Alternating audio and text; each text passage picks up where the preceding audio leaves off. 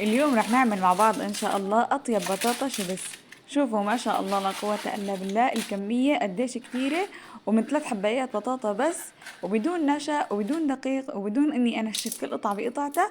اسمعوا هاي القرشة، هلا رح تعرفوا الطريقة بس برشة ملح، وبطريقة للقلي سهلة وبسيطة رح نعمل أطيب بطاطا شيبس طبيعية بكل سهولة. يلا مع بعض لنشوف الطريقة شلون. أنا استهلكت لكمية هذا الزورق بس 3 حبات بطاطا، قشرتهم وغسلتهم بنفس القشرة يلي قشرت فيها البطاطا. لا بنحتاج قطاعة ولا بنحتاج ماكينة لترقق البطاطا، لا بنفس القشرة اليدوية بنكمل هيك تقشير البطاطا للرقائق بهالشكل هذا مثل ما انتو شايفين. ورح كمل تقشير البطاطاي كلياتها واعمل نفس الطريقة مع البطاطين الباقيات.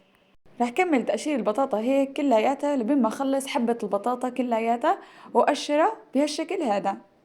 وبعد ما خلصت تقشير الحبات البطاطا ال3 بهالشكل هذا، ما رح اضيف عليهم لا طحين ولا نشا ولا اي شيء، بس رح اضيف عليهم ملح، والملح انتو بتتحكموا فيه. رح حركها هيك كلياتها بحيث تتبل كل البطاطات.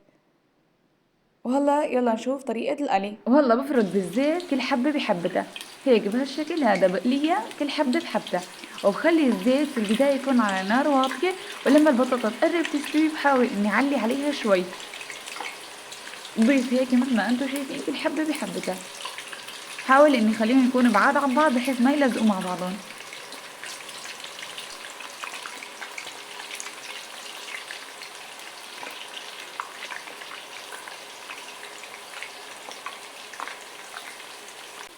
وبنحركها هيك بمعلقة صغيرة بهالطريقة هاي بحيث ما تلزق الحبايتين مع بعضهم، وبتركها هيك على نار واطية لبين ما تستوي الحباية، واخر الشي بعلي عليها شوي هيك شايفين.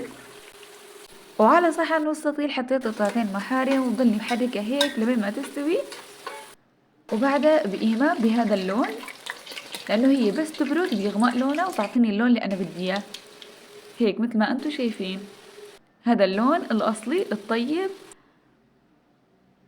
وهي المصداقية. بشيلها رأسا من هون وبحطها رأسا بالقلاي، وبعدها عالزورق. ولا بستخدم لا نشا ولا بستخدم طحين ولا بنشف كل قطعة بقطعتها مثل ما بنشوف في اليوتيوب، أو بنشوف في بعض الناس اللي هيك بتحب إنه مثلا إنه تنشفوها وتعملوا لها وهالقصص هي لحتى تعطيكم النتيجة الكويسة. أهم نقطة مهمة بطريقة البطاطا الشيبس الطبيعية هي تكون البطاطا مالحة. وهنا رجعتكم بعد ما خلصت كمية بطاطا الشيبسي اللي قليتها كلياتها وقشرتها مثل ما انتم شفتوا 3 حبات بطاطا بس عملوا لي كل هذا الزرع، وصدقوني طعمتها كتير كتير طيبة. وبعد ما تنقلى وتخلص ضيفوا عليها نكهة البهارات اللي انتم بتحبوها، مثل كاتشاب مثل كاري مثل جبنة مثل اي شيء، وطعمتها لسه اطيب من الجاهزة بمليون مرة. وبكفي بتعرفوا انه انتو قليتوها بزيت نظيف وقليتوها على طريقتكم. مثل مو شايفين ما شاء الله لا قوة الا بالله، القرشة كتير كتير ممتازة. بس بقولكم نقطة مهمة بالبطاطا كلياتها، نوعية البطاطا اذا كانت مالحة بتنجح معكم وبكل سهولة وما بتحتاج لا لنشا ولا لطحين ولا لأي شيء. البطاطا المالحة بتكفي، ويعني خلص يعني لا بدها اضافات ولا شيء، بكفي رأسا تقشروها وعلى القلي رأسا. وبس لهون يكون خلص الفيديو، بتمنى يكون عجبكم واستفدتوا.